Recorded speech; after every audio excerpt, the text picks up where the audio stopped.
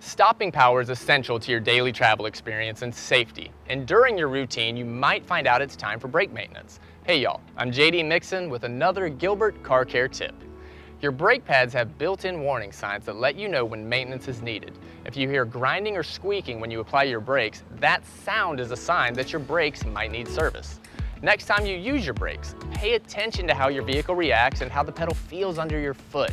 If your vehicle pulls to one side or the other, if you have problems slowing down, or if your steering wheel shakes when slowing down, these are all signs that you may need to have your brakes serviced.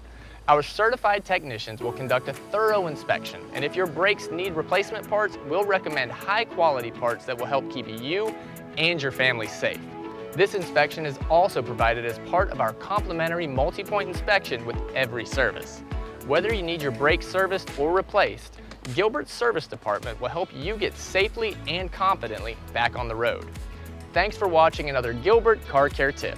Like, share, and subscribe to our YouTube channel for more maintenance and service videos just like this. Call our team today at 863-763-2121 or visit gilbert-ford.com to schedule your next service visit. Find out why people say Gilbert has it.